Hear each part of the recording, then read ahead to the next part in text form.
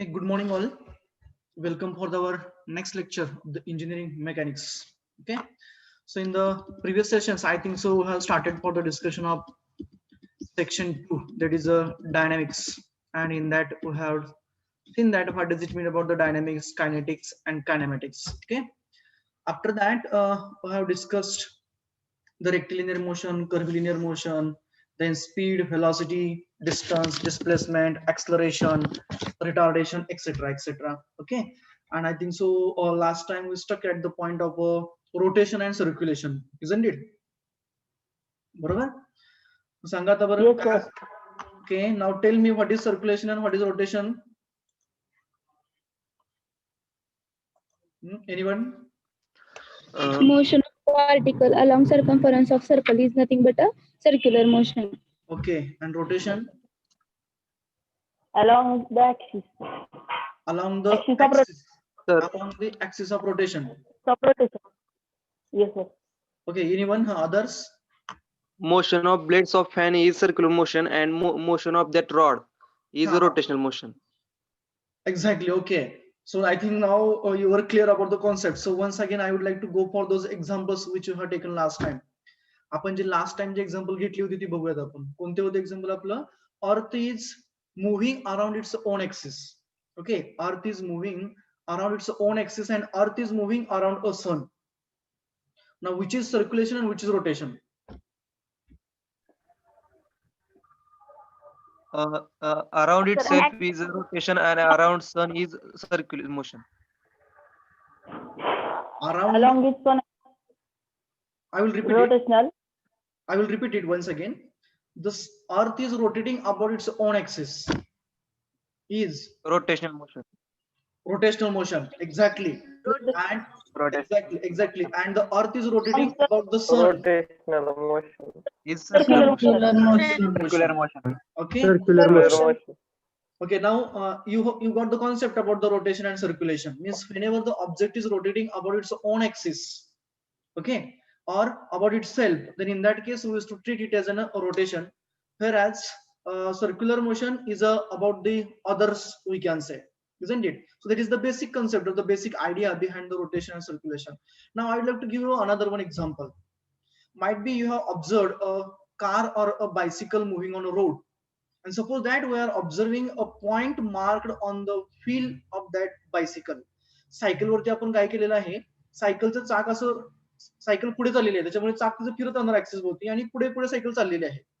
त्यावेळेस काय होतंय, त्या चाकावरती आपण एक पॉइंट मार्क केलेला आहे. तुम्ही बऱ्याच वेळा जुन्या सायकल जर का असतील त्याच्यामध्ये ते तारांना वगैरे लावलेलं असायचं बघा, ते आपण दिसायचं पुढे जात असताना. त्याची जी मोशन आहे ती मोशन कोणती आहे रे? Cycle Circular. Circular motion. Circular Circular. Motion की रोटेशन आहे की ट्रान्सलेशन आहे? सायकल आपली पुढे चालली आहे. सायकल पुढे चालली आहे. Circular motion. आपली जी सायकल आहे ती सायकल Circular जागेवर motion. थांबलेली नाहीये. सायकल पुढे पुढे चाललेली आहे आणि आपण त्याच्यावरचा तो पॉइंट टायरचं मार्क असतं MRF किंवा जे काय असेल ते, तो पॉइंट आपण ऑब्झर्व करतोय. तर त्या पॉइंटची जी व्हेलॉसिटी आहे ती सर्क्युलर आहे, रोटेशन आहे की ट्रान्सलेशन आहे? Circular आहे. Translation. ट्रान्सलेशन. ट्रान्सलेशन का बरं Translation. नाही? का बरं ट्रान्सलेशन?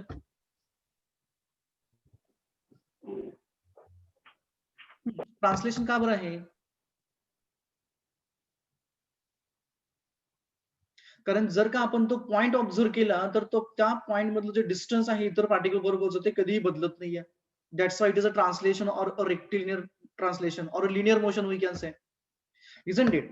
आणि दुसरं एक्झाम्पल म्हणजे काय की त्याच ह्याची व्हेलॉसिटी जर का आपण व्यवस्थित बघितली तर त्या केसमध्ये ते रोटेशन सुद्धा आहे. तर रोटेशन का बरं आहे रे? मग त्या पॉइंटचं रोटेशन असं आहे मी का म्हणतोय? जनरली एखादा पॉइंट जर का आपण असा व्हील वरती मार्क केला, चाकावरती मार्क केला आणि ते चाक जर का पुढे पुढे जात असेल, रस्त्यावरून सरळ जात असेल, तर त्यावेळेस त्या पॉइंटची व्हेलॉसिटी ही कॉम्बिनेशन असते. कोणाची? ट्रान्सलेशन आणि रोटेशनची. कारण ते स्ट्रेट लाईन पुढे जाते चाक, बरोबर? म्हणजे काय झालं? ट्रान्सलेशन झालं. त्याचबरोबर काय होतं? ते रोटेट होत आहे, म्हणजे काय झालं? रोटेशन झालं. आणि ह्या दोघांची जी कंबाईन व्हेलॉसिटी जी असते त्या कंबाईन व्हेलॉसिटीला आपण काय म्हणतो रे? Rolling motion. Rolling motion. Okay. आणखी कॉम्बिनेशन येतं कोणाचं, ट्रान्सलेशनचं आणि रोटेशनचं, म्हणजे स्ट्रेट लाईन आहे आणि रोटेटिव्ह होत चाललाय. जनरली या टाइपच्या मोशनला आपण जनरल प्लेन मोशन असं होतं, जीपीएम असं कन्सिडर केलं जातं. Isn't it? So this is the idea behind the circulation, rotation, translation, speed, velocity, distance, displacement, etc., etc. Okay. Now the next part is about the equations of motion. Might be you have derived those equations. कोणकोणते तरी equations of motion? Linear मोशनचे सांगा अगोदर, नंतर आपण angular motion बघूया. Linear मोशनचे equations for uniform acceleration मी कन्सिडर करतो. व्हेरिएबल ऍक्सलरेशन आपण नंतर ट्रीट करूयात. Time being will consider for a linear sorry constant uniform acceleration. Means either velocity will be the max or the velocity will be the minimum. कोणकोणती equations आहेत रे? V is equal to R omega. Phi is equals to R omega. That is a relationship between the linear and angular velocity, isn't it? Exactly. You have whatever the answer you have given, that is absolutely right. S is equal to U plus 80. S is equals to U plus 80. एक झालं, हा. V equal to U plus 80. Exactly. V square V is equal to is U equal square to U plus square plus 2S. S. Exactly. V square is equals to U square plus twice S. S is equal to UT plus 1/2 AT square. आणि S is equals to UT plus 1/2 AT square. आता हे जे examples, हे जे equations आहेत, ह्या equation मध्ये आपण अजून काय करतो, तर जे ऍक्सलरेशन ए जे आहे, त्यात acceleration A is a uniform. आपण काय कन्सिडर करतो, तर ते ऍक्सलरेशन आपलं हे युनिफॉर्म आहे, न बदलणारे असं आपण अजून करतो. त्याच्यामध्ये यू काय राहतं, आपलं इनिशियल व्हेलॉसिटी राहते ऑब्जेक्टची, फी फायनल व्हेलॉसिटी राहते, बरोबर. टी हा टाइम इंटरवल जो काय असेल तो, किंवा इन्स्टंटेनियस टाइम आपण असं म्हणतो त्याला, आणि यस काय राहतो, तर डिस्टन्स राहतो. जनरली ही जी इक्वेशन्स आहेत आपली ती लिनियर मोशनला, म्हणजे काय, यस कन्सिडर करतो, म्हणजे आपण स्ट्रेट लाईन डायमेन्शन किंवा स्ट्रेट लाईन डिस्टन्स अज्युम करतो तिथं. तेच जर का मोशन अंडर ग्रॅव्हिटी असेल तर काय होतं रे? What happens for the motion under gravity? What changes we use to have in equations of motion? जर का लिनियर मोशनला A is equal to G. A is equals to G, exactly. आपण replace काय S करतो? is equal to theta. S is equals to theta, that is for the angular motion. S ला आपण कशाने replace करतो रे motion under gravity मध्ये? जसं आपण ऍक्सलरेशन ए ला, जे आपलं लिनियर ऍक्सलरेशन ए होतं, त्याला आपण ग्रॅव्हिटेशनल ऍक्सलरेशन जी ने रिप्लेस केलं. म्हणजे काय झालं, v is equals to u plus at ऐवजी काय झालं, v is equals to u plus g into t झाला. क्लिअर. तसं यस ला आपण कशाने रिप्लेस करतो रे? यस हे काय होतं, आपलं लिनियर डिस्टन्स होतं, बरोबर, हॉरिझॉन्टल प्लेन मधलं होतं. आता इथं काय आपलं व्हर्टिकल प्लेन मधलं आहे. जनरली आपण काय करतो, तर यस ला हाईट ने रिप्लेस करतो, एच ने, बरोबर. म्हणजे इक्वेशन काय होतं आपलं, s is equals to u t plus half a t ऐवजी h is equals to u t plus half g t होतं, बरोबर. S is equals to u t plus half a t square आपलं, सॉरी, म्हणजे h is equals to u t plus half g into t square होतो. म्हणजे आपण replace काय करतो, तर मोशन अंडर ग्रॅव्हिटी मध्ये जी हा पुन्हा युनिफॉर्मच आहे, कॉन्स्टंट आहे, 9.81 मीटर पर सेकंड स्क्वेअर. फक्त तो कुठला झाला, मोशन अंडर ग्रॅव्हिटीला, म्हणजे फ्री फॉलिंग ऑब्जेक्टची मोशन जी असते. म्हणजे आपण काय केलं, एक चॉक घेतला आणि तुम्ही रिलीज केलं, तो खाली पडणार आहे. For example, suppose that this is a pen and I am releasing it. हा काय झाला, सरळ खाली पडला. हा खाली पडत असताना काय होतंय, while it is getting released from a hand, ज्यावेळेस हा माझ्या हातातून घसरतोय, मी सोडून देतोय, त्यावेळी त्याची इनिशियल व्हेलॉसिटी जी आहे ती 0 आहे, बरोबर. आणि ज्यावेळेस तो खालच्या हातावरती आदळतो, स्ट्राईक होतो, त्यावेळेस त्याची व्हेलॉसिटी मॅक्स असते, बरोबर. परंतु या दोन्ही केसमध्ये ज्यावेळेस हा पेन इथून रिलीज केला, त्यावेळेचे त्याचं ऍक्सलरेशन जे होतं ते कशाच होतं, मोशन अंडर ग्रॅव्हिटी आहे, म्हणजे खाली पडत आहे, म्हणजे ग्रॅव्हिटीच होतं. म्हणजे काय झालं, जीच होता. आणि ज्यावेळेस तो खाली हातावरती पडला त्यावेळेस सुद्धा जीच होतो, म्हणजे 9.81 मीटर पर सेकंड स्क्वेअर एवढंच होता. दोन्ही केसेसमध्ये काय झालं, तर या मोशन मध्ये जी काय ऑब्जेक्टचं ऍक्सलरेशन होतं ते युनिफॉर्मच होतं.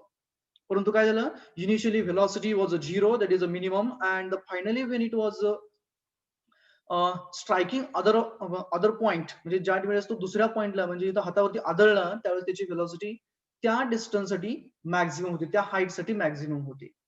हे त्याचं मेकॅनिझम झालं, बरोबर. Means in an motion under gravity we used to replace s distance by h, whereas acceleration a by acceleration by gravity as a g. Clear. समजा दुसरा एक तुम्हाला क्वेश्चन आहे सर्वांना. समजा माझ्याकडे दोन ऑब्जेक्ट आहेत. दिस इज अ माऊस. हा माऊस आहे आपला आणि हा पेन आहे.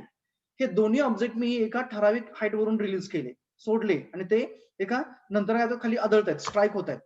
परंतु स्ट्राईक होत असताना दोघांनी कव्हर केलेलं अंतर म्हणजे जिथं स्ट्राईक होत आहेत म्हणजे मी इथून रिलीज करतोय आणि हा इथं पडणार आहे माऊस. त्याच वेळेस हा पेन इथून रिलीज करतो इथूनच पडणार आहे. दोघांनी कव्हर केलेलं डिस्टन्स माझं तेवढंच आहे, एच एवढं आहे. तर कोणता ऑब्जेक्ट अगोदर हातावरती स्ट्राईक होईल रे, खाली पडेल रे? Which object will strike on a hand firstly? ज्या त्याचं ऑब्जेक्टचं mass वजन आहे. जास्त आहे. हो. वेट जास्त असतं ते पहिला पडतं. ज्या ऑब्जेक्टचं मास किंवा वेट जास्त आहे त्यात तो असेल. ओके. आणखी एनीबडी एल्स दॅन दिस? याच्या व्यतिरिक्त कोणाला काय आन्सर आहे द्यायचं आणखी आता मी क्लिअर करतो. माझ्याकडे दोन ऑब्जेक्ट आहेत, दोघांचं मास वेगळं वेगळं आहे. हा माऊस आहे या साईडला, लेफ्ट साईडला, त्याचं मास आपण M1 टाइम बिंग आपण 100 ग्रॅम्स कन्सिडर करूया आणि इकडे माझ्याकडे पेन आहे. पेनचं जे मास आहे ते आपण साधारणतः 5 ग्रॅम्स कन्सिडर करूया आणि दोघं मी इथून रिलीज करतोय, या पॉइंट पासून रिलीज करतोय आणि ते समजा 1 मीटर एवढं अंतर कव्हर करतात आणि खाली आदळत आहेत जमिनीवरती. 1 मीटर हाईट वरती ते खाली आदळत आहेत. तर त्यावेळेस आदळताना पहिला ऑब्जेक्ट कोण आदळेल? Who will strike firstly on earth? Mouse. Mouse. Mouse. Okay. आणखी सर दोन्ही एकाच वेळेला पडणार. दोन्ही एकाच वेळेस पडणार. कोण म्हटलं रे? आयशा म्हटलं ना? दोनच एका वेळेला. दोन्ही एका वेळेस हा पडणार. हो सर. ओके. आणखीन कोणी म्हटलं दोन्ही एकाच वेळेस पडणार? Yes sir. Yes. Okay. Why is it so? मी ग्रॅव्हिटी 9.8 दोघांना सेम आहे. ग्रॅव्हिटी सगळ्यांसाठी सारखीच आहे ना सर. ग्रॅव्हिटी ग्रॅव्हिटी सगळ्यांसाठी सारखीच ना सर. ओके. हो. मग त्याच्यासाठी वेटचा काही प्रश्नच नाही सर. एक्झॅक्टली. म्हणजे इथं आपण ज्या दोन्ही केसेस कन्सिडर केल्या, एक माऊस होता आणि दुसरं काय होतं आपलं पेन होता. आपली जी मोशन इक्वेशन्स आहेत, equations governing the motion under gravity, ती कोणती आपली? Phi is equals to u plus at, s is equals to ut plus half at square आणि v square is equals to u square plus twice s. a replaced by g, s replaced by h. आता ह्या तिन्ही equations मध्ये कुठं मास आले का रे? मास कुठेही आलेलं नाहीये. आता मास आलेलं नाहीये म्हणजे वेट येणार नाहीये. मग जर का मास आणि वेटचा रिलेशन कुठंच येत नसेल तर याचा अर्थ काय झाला की कितीही मास असणारा ऑब्जेक्ट, कितीही आपल्या भाषेमध्ये जड असणारा ऑब्जेक्ट आणि कितीही हलका असणारा ऑब्जेक्ट जर का आपण एकाच वेळेस सोडले तर त्या दोघांवरती ऍक्ट होणारं ग्रॅव्हिटी जे आहे, ऍक्सलरेशन आहे ते युनिफॉर्म आहे, सेम आहे. बरोबर. त्याच्यामुळे काय होणार, हे दोघं स्ट्राईक होत असताना एका तेवढ्याच वेळेला म्हणजे दोघांसाठी लागणारा वेळ हा तेवढाच असणार आहे. Clear? This is the idea और दिस इज द कॉन्सेप्ट बिहाइंड दिस. आता मी दुसरं एक्झाम्पल घेतो. आता हे तर तुम्हाला कळालं की बाबा वेगवेगळ्या मास असणारे ऑब्जेक्ट जरी आपण रिलीज केले ठराविक पॉईंट पासून तरी ते दोन्ही ऑब्जेक्ट जमिनीवरती स्ट्राईक होताना किंवा सेम डिस्टन्सला स्ट्राईक होत असताना दोघांना लागणारा वेळ, लागणारा कालावधी हा सेम राहतो. बरोबर. आता दुसरा क्वेश्चन माझा असा आहे, हा माझा पेन आहे, पुन्हा एकदा 1 मीटर डिस्टन्स आपण अजूम करूया दोघांमधलं. Otherwise I will go for another chair, that is a table I would like to go for, board I would like to go for. Suppose that this is an top portion I would like to mark here. Just a minute.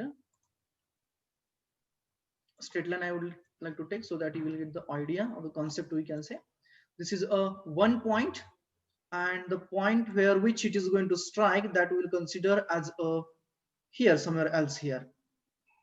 Okay. Suppose that the distance between those 2 points as a h meters. Motion under gravity me घेतोय.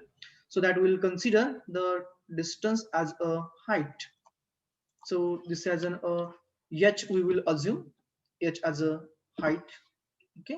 And this is the initial point, means here will be the initial velocity u and here will be the final velocity v. Okay. Initial velocity u घेतली मी आणि final velocity v एवढी मी घेतलेली आहे या दोघांच्या ठिकाणी. Okay. आता मी इथून काय करतोय, एक बॉल रिलीज करतोय. समजा हा आपला एक स्पेरिकल ऑब्जेक्ट आहे किंवा आपण बॉल असं अजून करूया आणि हा बॉल आपण काय करतोय इथून रिलीज करतोय या पॉइंट पासून, ज्याची इनिशियल व्हेलॉसिटी u 0 असणार आहे. आपण रिलीज करतोय म्हणजे सोडून देतोय, म्हणजे सुरुवातीची व्हेलॉसिटी 0 असणार आहे. It is going to strike somewhere else here. हा इथे येऊन आदळतोय. बरोबर. समजा याला आदळण्यासाठी लागणारा वेळ हा समजा आपण टी असा करूया, अझूम करूया किंवा T1 अझूम करूया. T1 एवढा त्याला वेळ लागला असं आपण अझूम करूया. बरोबर. आणि ज्या वेळेस तो इथं स्ट्राईक झाला त्यावेळी त्याची व्हेलॉसिटी जी आहे ती समजा टाइम बिंग आपण 5 मीटर्स पर सेकंड एवढी आहे असं अझूम करूया. टाइम बिंग वर assuming that its velocity with which it is striking. ज्यावेळेस तो आदळतोय त्यावेळी त्याची व्हेलॉसिटी ही 5 मीटर्स पर सेकंद आहे आणि त्याला पोहोचण्यासाठी टाइम T1 लागतोय. तर T1 म्हणजे आपण अझूम करूया समजा T1 हा टाइम बिंग आपण अझूम करूया की 10 सेकंड्स एवढा आहे. एवढा लागणार नाही जास्त, but we are assuming it as a T1 as a 10 seconds. Idea सर्वांना क्लिअर झाली असेल. एक सरफेस आहे समजा आपल्या घराचं टेरेस आहे, स्लॅब आहे. त्या टेरेसवरून आपण काय करतोय एक बॉल सोडून देतोय खाली. ज्याची इनिशियल व्हेलॉसिटी u आहे आणि टेरेसवरून खाली पडताना जमिनीवरती पडताना त्याला डिस्टन्स जे कव्हर करायचं आहे ते h मीटर एवढं आहे. म्हणजे आपण समजा 10 फूट आहे असं अझूम करूया टाइम बिंग. आणि ज्या वेळेस तो जमिनीवरती आदळतोय त्यावेळेस त्याची व्हेलॉसिटी 5 मीटर्स पर सेकंद एवढी आहे आणि त्याला टेरेस पासून ते जमिनीवरती आदळायला 10 सेकंद एवढा वेळ लागतोय. बरोबर. तर या केसमध्ये जो ऑब्जेक्ट आपला जो मूव्ह होतोय तो ऑब्जेक्ट हा वरून खाली येतोय. कुठून? या पॉइंट पासून तो खाली येतोय. Just a minute. हा, it is moving from this position in a downward direction. ही पहिली केस झाली. तर सेकंड केस मध्ये मला काय म्हणायचं आहे तो सेम ऑब्जेक्ट म्हणजे तोच बॉल मला आता जमिनीपासून वरती फेकायचा आहे. जमिनीपासून मला असा वरती फेकायचा आहे. त्यावेळची त्याची इनिशियल व्हेलॉसिटी ही माझी पुन्हा एकदा u एवढी असणार आहे आणि u जी आहे ती किती आता माझी 5 मीटर्स पर सेकंद एवढी आहे. ही माझी व्हेलॉसिटी ही 5 मीटर्स पर सेकंद एवढी आहे. तर त्या बॉलला इथं टेरेसवरती पोहोचायला किती वेळ लागेल रे? Idea? More than 10 seconds. More than 10 second. More than 10. Okay. Anybody else? दोन आन्सर्स मला मिळाले मोर दॅन 10 सेकंड्स. मी आणखी एकदा क्लिअर करतो मला काय म्हणायचं इथं ते. आपण आपल्या स्लॅबवरती उभा आहे, टेरेसवरती आहे आणि तिथून आपण काय केलंय एक बॉल काही ठराविक मास असेल आपण त्याचं आपल्याला देणं घेणं नाही मासचं. आपण तो रिलीज केला. आपल्या घराची उंची h एवढी आहे आणि तो h एवढी उंची कव्हर करून जमिनीवरती आदळतोय. आदळताना त्याची व्हेलॉसिटी 5 मीटर पर सेकंद होती आणि त्याला लागणारा वेळ जो आहे कुठून टेरेस पासून जमिनीवरती आदळायला तो 10 सेकंद आहे. ही पहिली फेज आहे. हा मोशनचा डाऊनवर्ड मोशनचा पहिला पार्ट आपला. आता दुसरी केस काय माझी अपवर्ड मोशन आहे. तोच बॉल मी जमिनीवरून वरती फेकतोय म्हणजे त्याच ग्राउंड पासून मी वरती फेकतोय. फेकताना त्याची initial velocity 5 metre per second आहे जी की पूर्वी आदळतानाची होती ती आता वरती फेकतानाची आहे. त्याला सेम हाईट कव्हर करायची आहे. तर सेम हाईट कव्हर करण्यासाठी त्याला लागणारा वेळ हा किती असेल म्हणजे स्लॅब पर्यंत पोहोचण्यासाठी लागणारा वेळ जेवढा त्याला खाली पडताना 10 सेकंद लागला तेवढा असेल, त्याच्यापेक्षा जास्त असेल की त्याच्यापेक्षा कमी असेल?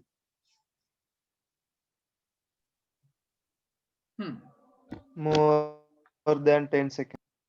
मोर दॅन 10 सेकंड्स. ओके. आणखी एनीबडी एल्स दॅन दिस?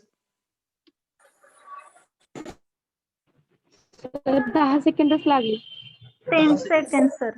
10 10 second. Second. 10 seconds, sir. 10 seconds. 10 10 second. seconds. Current किती आहे? 10 seconds, sir. 10 seconds. Less Current than is- 10 seconds. current is there? Is current is there? Pardon. More than 10 seconds, sir. More than 10 seconds. 10 seconds. Okay. Less than 10 seconds. Less than More 10 than seconds. seconds. More More than than 10 seconds. More than 10 seconds. Okay, now I got the responses from near about the all those participants. Okay, so now I would like to clear here what will happen over here. Okay, इथं काय होईल मी exact आता clear करतोय सर्वांना. आता या केस मध्ये जर का आपण कन्सिडरेशन घेतलं तर आपली मोशन कशी आहे? मोशन अंडर ग्रॅव्हिटी आहे. बरोबर. मोशन अंडर ग्रॅव्हिटी आहे आणि मोशन अंडर ग्रॅव्हिटी कधी होती? खाली पडताना. डाऊनवर्ड मोशन ही मोशन अंडर ग्रॅव्हिटी होती आणि अपवर्ड मोशन ही मोशन अंडर ग्रॅव्हिटी होती. बरोबर. म्हणजे याचा अर्थ काय झाला? जे ऍक्ट होणारं ऍक्सलरेशन होतं ते डाऊनवर्ड येताना g होतं आणि अपवर्ड जाताना सुद्धा g होतं. ऍक्सलरेशन मुळे काय होतं तर बॉडीची व्हेलॉसिटी चेंज होते. That we are knowing. And whenever the acceleration is a uniform, in that case, either velocity becomes max or the velocity becomes minimum. That we had seen already. Okay, so now when that object falls, ज्या वेळेस तो ball वरून खाली पडतो त्यावेळेस तो uniformly ऍक्सलरेट होतो जी ने, आणि त्याची व्हेलॉसिटी स्ट्राईक होताना 5 मीटर पर सेकंद होते आणि त्याला 10 सेकंद एवढा वेळ लागतो. तर तोच ऑब्जेक्ट आपण काय केलंय तर खालून वरती फेकला आणि तेवढंच अंतर त्याला कव्हर करायचं, आणि माझं मत काय आहे की त्याला किती वेळ लागेल. सो डिरेक्टली जर का म्हणायचं झालं तर त्यावेळेस या केसमध्ये त्या ऑब्जेक्टला लागणारा वेळ कुठं वरती पोहोचण्यासाठी सुद्धा सेम म्हणजे 10 सेकंदच लागतो. तर 10 सेकंदच का लागणार, कारण इथं मोशन अंडर ग्रॅव्हिटी आहे, म्हणजे मोशन कशामुळे चेंज होतीये तर ऍक्सलरेशनमुळे चेंज होतीये, बरोबर. दो इट इज मुव्हिंग डाऊनवर्ड और इट इज मुव्हिंग अपवर्ड, जो चेंज येणार आहे व्हेलॉसिटी मधला, मोशन मधला, तो कशामुळे असणार आहे तर ऍक्सलरेशनमुळे असणार आहे, जे की युनिफॉर्म आहे. म्हणजे खाली येत असताना बी तेच होतं आणि वर जातानाही तेच होतं. फक्त आपण काय केलं, खाली सोडताना सुरुवातीची व्हेलॉसिटी 0 होती, पण पडताना त्याची व्हेलॉसिटी 5 एवढी होती. आणि आपण वरती फेकताना काय केलं, ज्या व्हेलॉसिटीने पडला त्याच व्हेलॉसिटी त्याला वरती फेकला आपण. म्हणजेच काय झालं, the same with the same velocity we had thrown it in upward direction, वरती फेकला. त्याच्यामुळे काय होणार, ऍट द लास्ट ज्यावेळेस तो तेवढं डिस्टन्स कव्हर करणार म्हणजे इथं पोहोचणार त्यावेळेस त्याची व्हेलॉसिटी 0 होणार. क्लिअर, इथं पोहोचल्यानंतर ना त्याची व्हेलॉसिटी 0च होणार. आणि त्यावेळेस त्याची व्हेलॉसिटी 0 का झाली तर कारण ऍक्सलरेशन युनिफॉर्मली ऍक्सलरेट त्याच्यावर ऍक्ट होत होतं बॉडीवरती, आणि अगेन्स्ट ग्रॅव्हिटी होतं, म्हणजे अगेन्स्ट ऍक्सलरेशन बॉडी मूव्ह होत होती. म्हणजे ज्या डिरेक्शनला ऍक्सलरेशन होत आहे म्हणजे बॉडी खाली येत असताना ऍक्सलरेट होतीये, म्हणजे इथं काय होतंय बॉडी वर चाललेली आहे, म्हणजे काय होणार रिटार्ड होणार, म्हणजे व्हेलॉसिटी कमी कमी होत जाणार. म्हणजे चेंडू खाली पडल्यानंतर ना तो त्याची व्हेलॉसिटी वाढत वाढत चालली होती, ऍक्सलरेट होत होता. आता काय केलं आपण, चेंडू वरती फेकला, त्याच्यामुळे काय होणार त्याची व्हेलॉसिटी हळूहळू कमी होत जाणार, म्हणजे रिटार्डेशन होणार. आणि रिटार्डेशनचा रेट हा किती असणार आहे इथं, I would like to mark here in, that is once again 9.81 metre per second square, बरोबर. 9.81 असणार. सपोज की बी साठी म्हणजे ज्यावेळेस तो खाली येत होता त्यावेळेचा ऍक्सलरेशनचा जो रेट होता तो सुद्धा 9.81च होता. फक्त चेंज काय झालं, खाली येत असताना ते पॉझिटिव्ह होतं म्हणजे ऍक्सलरेशन होतं, आणि वरती जात असताना ते काय झालं निगेटिव्ह झालं म्हणजे रिटार्डेशन झालं.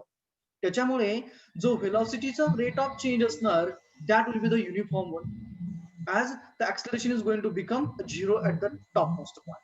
Clear? That's why the time required to the object to reach at the topmost position will be the same as the time taken by the object to reach at the bottom position. म्हणजेच काय झालं, जेवढा वेळ त्या बॉलला जमिनीवरती आदळण्यासाठी लागला तेवढाच वेळ काय होणार आहे त्या बॉलला आता वरती जाऊन स्ट्राईक होण्यासाठी लागणार किंवा त्या टॉपमोस्ट पोझिशनला पोहोचण्यासाठी लागणार आहे. दिस इज अ बेसिक कॉन्सेप्ट. जर का आपण एक्झाम्पल जरी याच्यावरचं घेतलं तरी आपल्याला क्लिअर होईल. क्लिअर, पण but right now we don't have the calculators, that's why I am skipping this part. But whenever we will come across the such condition, पण ज्यावेळेस आपण ऍक्च्युअली हा पार्ट सिलेबस मध्ये स्टडी करणार आहे त्यावेळेस मी पुन्हा एकदा तुम्हाला हे सेम एक्झाम्पल घेऊन ते आपण सॉल्व्ह करणार आहे, म्हणजे आपल्याला क्लिअर होतं बाबा की त्याला तेवढाच वेळ लागतो की नाही. ओके, म्हणजे याचा अर्थ काय झाला की जरी दोन वेगवेगळ्या मास असणारे ऑब्जेक्ट आपण वरून सोडले, एका पॉइंट पासून सोडले, तर त्यांना जमिनीवरती स्ट्राईक व्हायला लागणारा वेळ हा सेमच लागतो, आणि त्यांना व्हर्टिकल किंवा व्हर्टिकली डाऊनवर्ड प्लेन मध्ये यायला जेवढा वेळ लागतो तेवढाच त्या ऑब्जेक्टला व्हर्टिकली अपवर्ड प्लेन मध्ये जायला लागतो, प्रोव्हाइडेड दॅट जी व्हेलॉसिटीने तो आदळणार होता त्याच व्हेलॉसिटीने आपल्याला त्याला वरती फेकावा लागेल. Clear about this now? Okay, so now Yes, sir. Okay, नंतर ना पुढचा जो पॉइंट येतो आपला तो मोशन कर्वचा. तर मोशन कर्व्स तुम्ही शिकला असणार आहात, बरोबर. जर का क्लिअर झालं नसेल बाळांनो तर मला विचारत चला, I will like to go once again for those concepts. Okay, तर मोशन कर्व तुम्ही शिकला असाल आय थिंक सो. मी जस्ट आयडिया देतो तुम्हाला. तुम्ही एसटी, फीटी, एटी कर्व शिकला असाल. Displacement versus time, velocity versus time, acceleration versus time शिकलाय का रे? कुठे आलता हा पॉइंट तुम्हाला? कुठे फिजिक्स मध्ये हा पॉइंट कुठे आला होता का तुम्हाला? Velocity time curve, acceleration time curve आलं होतं का?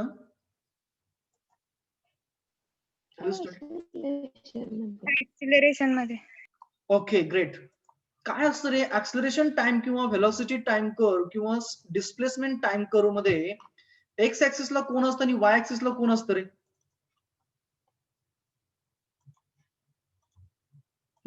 एक्स ऍक्सिसला कोण असतं आणि वाय ऍक्सिसला कोण असतंय?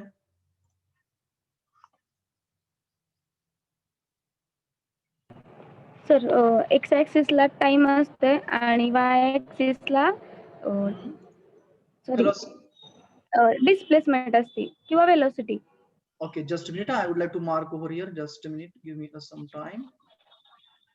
हा, y axis आपला y axis ला काय असतं म्हणते तुम्ही? वेलोसिटी, ओके, व्हेलॉसिटी असेल किंवा डिस्प्लेसमेंट असेल. ऍक्सेलरेशन असेल किंवा डिस्प्लेसमेंट असेल ओके, मी ती किंवा ऍक्सेलरेशन व्हेलॉसिटी असेल, आणि डिस्प्लेसमेंट असेल किंवा ऍक्सेलरेशन. आणि एक्स ऍक्सिसला टाइम असेल, टाइम. टाइम असतो. बरोबर. हे जे कर्व रिप्रेझेंट sir. होतात किंवा तयार होतात त्यांना आपण व्हेलॉसिटी टाइम असेल तर velocity time curve VT curve असं म्हणतो. I would like to mark here in V curve. एक झाला. दुसरा असतो तो डिस्प्लेसमेंट टाइम कर्व असतो आणि थर्ड जो असतो तो आपला ऍक्सलरेशन टाइम कर्व असतो. बरोबर. त्यांचा उपयोग कुठे होतो रे? यांचा उपयोग कुठं आणि कशासाठी होतो? एनीवन? यांचं ऍप्लिकेशन काय आहे मग? व्हेलॉसिटी टाइम कर्वचं किंवा डिस्प्लेसमेंट टाइम कर्वचं किंवा ऍक्सलरेशन टाइम कर्वचं?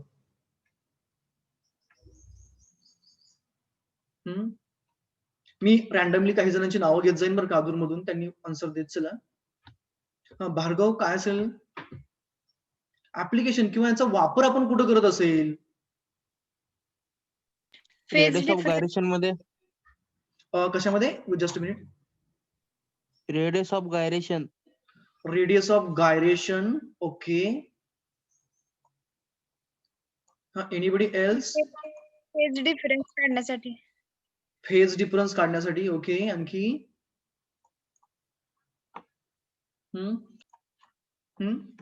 फेज डिफरन्स म्हटलं तुम्ही, एक आन्सर सांगितलं. त्यानंतर ना रेडियस ऑफ गायरेशन असं सांगितलं. आणखी कुठं कुठं ऍप्लिकेशन असेल रे? Suppose that I would like to have an only velocity time curve. माझ्याकडे काय आहे? फक्त व्हेलॉसिटी टाइम कर्व आहे. म्हणजे मी इथं माझा जो वाय ऍक्सिस जो आहे तो माझा फक्त व्हेलॉसिटी आहे आणि हे माझा टाइम ऍक्सिस जो आहे तो हॉरिझॉन्टल आहे. आणि हा जो माझा कर्व येतो तो माझा straight line passing through the origin येतो. Suppose that the curve of the velocity time is a straight line passing through the origin. हा माझा straight line passing through the origin आहे. What does it indicates? याचं meaning काय आहे बाळांनो? जर का It indicates that velocity is directly proportional to time. velocity is directly proportional to the time. Okay. आणखी? Object is going through same velocity with same time.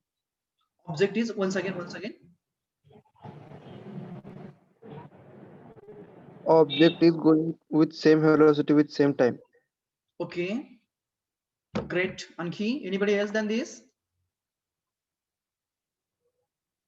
तर या केसमध्ये मी थोडं दुसऱ्या अँगलने बघतो आता. तर बॉडीची व्हेलॉसिटी सुरुवातीला जेवढी होती, म्हणजे ज्या टायमिंगला झिरो टाइम पिरियड असताना, बरोबर, नंतर काय झालं, आपला टाइम हळूहळू वाढत गेला. जसं जसं टाइम वाढत गेला तस तशी व्हेलॉसिटी काय झाली रे? वाढत गेली की कमी होत गेली? increase होत गेली. Velocity is increasing. Just a minute. I would like to take another color over here so that you will get an idea. Okay. This is a point. Okay. Initially किती होती? 0 होती. बरोबर. ओरिजिन आहे 0 होती. इथं time समजा आपला 1 minute होता, इथं 1 युनिट एवढी होती. नंतर आपण इथं आलो, टाइम वाढला, व्हेलॉसिटी वाढली. नंतर आपण इथं आलो, टाइम वाढला, पुन्हा व्हेलॉसिटी वाढली. परंतु कसं आहे, हे स्ट्रेट लाईन आहे. म्हणजे याचा अर्थ काय झाला की ज्या अमाऊंटने टाइम वाढत गेला त्याच अमाऊंटने आपली व्हेलॉसिटी सुद्धा ऑब्जेक्टची वाढत गेली. बरोबर. मग या केसमध्ये जर का मी या लाईनचा स्लोप घेतला तर स्लोप म्हणजे काय असतो? y2 upon x2 minus x1. y2 minus y1 upon x2 minus x1 असेल. Exactly. Suppose that I would like to mark those points over our regular point here. म्हणजे आपलं जे साइडला पॉइंट आहे मी त्याच्यावरती मार्क करून घेतो. So velocity, this I would like to consider as an v2. Okay, at a time, whatever the time is there in, this as a v1. Okay, he v1 झाली, ही v2 झाली. इथं time t1 असेल, हा आपला time काय असेल, corresponding time इथला आपला हा t2 असेल. मी आता काय करतो, मॅग्निट्यूड देतो यांना. इथली जी व्हेलॉसिटी आहे ती समजा आपली 10 आहे, 10 युनिट्स एवढी आहे v2 वाली.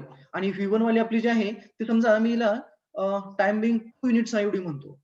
आणि जो T2 म्हणजे इथला टाइम आहे तो आपला मी 10 सेकंद असं म्हणतो, आणि जो T1 आपण अज्युम करतोय तो T1 पुन्हा एकदा मी 2 सेकंड आहे असं अज्युम करतो. म्हणजे मी काय ट्रीट केलं, व्हेलॉसिटी V2 जी आहे इथली ती 10 पकडली V2 पॉइंटला, आणि V1 पॉइंटला मी 2 युनिट्स एवढं पकडलं, मीटर्स पर सेकंद असेल, आणि टाइम जो आहे करस्पॉन्डिंग V2 ला तो T2 झाला, तो 10 सेकंद पकडला, आणि T1 ला मी 2 सेकंद असं पकडला. आता जर का आपण स्लोप बघितला तर स्लोप म्हणजे काय राहतं, साधारणतः y बाय x राहतो, बरोबर, किंवा dy बाय dx आपण म्हणतो. दॅट इज इक्वल्स टू, आपल्या भाषेमध्ये इथं काय असणार आहे, तर V2 minus V1 upon T2 minus T1. T2 minus T1. Exactly. Clear. आता याचं जर का आपण मॅग्निट्यूड मार्क केलं तर ते किती येईल रे? 1. V2 किती आहे? V2 किती आहे? 10 minus 2. 10 मायनस 2. ओके. 2. अपॉन किती येणार? 10 minus 10 minus 2. Just a minute. 10 minus 2 upon once again 10 minus 1. बरोबर, bracket complete. 8 by 8. 8 upon 8 1. Exactly, म्हणजे 8 upon 8, isn't it? And that is equals to 1. बरोबर. 1. आता हे आपण कुठेही घेतलं, आता मी फक्त इथं घेतलंय T2 आणि T1, V2 आणि V1 घेतलं, हे आपण ह्या लाईन वरती कुठे जरी घेतलं तर ते किती असणार आहे रे? 1 असणार. 1 असणार. आता मला सांगा, आपण जो स्लोप घेतला इथं y बाय x केलं, म्हणजे V2 minus V1 bye T2 minus T1 केलं, म्हणजेच काय केलं आपण, व्हेलॉसिटी अपॉन टाइम केलं, बरोबर. Time. म्हणजे हे काय आहे रे, व्हेलॉसिटी अपॉन टाइम म्हणजे काय असतं? Displacement. Velocity upon time, Acceleration. It's nothing but the acceleration. Me Acceleration. Form मध्ये लिहिलेलं आहे. तो velocity upon time nothing but the acceleration. म्हणजे या केस मध्ये काय झालं, बॉडीचं त्या ऑब्जेक्टचं जे ऍक्सलरेशन आहे ते काय झालं, हा बदलत गेलं की युनिफॉर्म कॉन्स्टंट राहिलं, म्हणजे युनिफॉर्म होतं. म्हणजेच याचा अर्थ काय, ज्यावेळेस ऑब्जेक्ट रेस्टला होता त्यावेळेस त्याचं ऍक्सलरेशन 1च होतो, आणि ज्यावेळेस टॉपला इथं असेल त्यावेळेस 1च होतो. परंतु व्हेलॉसिटी स्टार्टला किती होती, 0 होती, इथं किती आहे, मॅक्स आहे.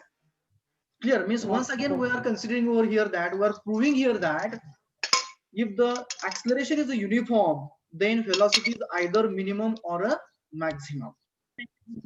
Clear. हे झालं आपलं velocity time curve. आता पुढचा जो कर्व राहतो आपला तो डिस्प्लेसमेंट टाइम कर्व राहतो. तर मी काय करतो, याच्यामध्ये फक्त चेंजेस करतो. Suppose that instead of the velocity now here we have a displacement s. मी काय केलं तर आता डिस्प्लेसमेंट घेतली, बरोबर. तर डिस्प्लेसमेंट आणि टाइम मी सेम व्हॅल्यू पकडल्या, मॅग्निट्यूड्स पकडल्या, फक्त इथं काय होणार, V2 ऐवजी S2 येणार आणि V1 ऐवजी S1 येणार. Yes, 1. बरोबर. आणि रेशो पुन्हा एकदा आपला सेम राहणार. परंतु या केस मध्ये आपण रेशो कोणाचा घेतोय, तर डिस्प्लेसमेंट वर्सेस टाइम घेतोय, बरोबर. मग हे काय राहतं रे, डिस्प्लेसमेंट वर्सेस टाइम म्हणजे काय, भैया Velocity. velocity constant असणार. मम्मी काय कुठं आहे? बाळांनो अधून मधून जरा केअर घ्या रे. हा, डिस्प्लेसमेंट अपॉन टाइम म्हणजे काय असणार इथं, इट विल बी Velocity. बरोबर. म्हणजेच काय, if ST curve is a straight line passing through the origin, then in that case it indicates the Velocity constant. velocity is a constant or object is moving with a uniform velocity. This is a characteristic of a ST curve, we can say. ती काय झाली, ST curve ची characteristic झाली, बरोबर. आता पाठीमागच्या केस मध्ये माझे सांगायचं राहून गेलं. Suppose that here we have a velocity only. इथं काय आपला व्हेलॉसिटीचा ऍक्सिस आहे, म्हणजे VT कर्व आहे. आता याचं मी इंटिग्रेट केला, म्हणजे काय केलं, मी याचा एरिया अंडर द कर्व घेतला. Suppose that I am trying to have an area under this curve. हा मी एरिया काढला तर काय मिळेल रे मला, Magnitude of acceleration. magnitude of acceleration. Okay, again area A under VT curve. आता आपल्याला एरिया काढायचं म्हणजे आपण काय करावं लागेल रे, जसं आपण आपल्याला स्लोप काढायचं त्यावेळेस आपण काय केलं, डिफरन्शिएट केलं, म्हणजे dy बाय dt केला, बरोबर, डिफरन्शिएट केला. आता मला काय करायचं, एरिया काढायचं म्हणजे काय करावं लागेल रे, Integration. it will be required to go for a integrate, isn't it? Integrate it. आता integrate जर का केलं तर इंटिग्रेशन मध्ये व्हेरिएबल कोण असणार? फी असणार, बरोबर? व्हेलॉसिटी बदलते, सॉरी टाइम बदलतोय तुमचा. मग जर का आपण इक्वेशन मांडलं आपलं कोणाचं, इथलं इक्वेशन काय होतं आपलं, तर a is equals to phi by असं होतं, बरोबर? आता याला काय करतोय आपण, इंटिग्रेट करतोय.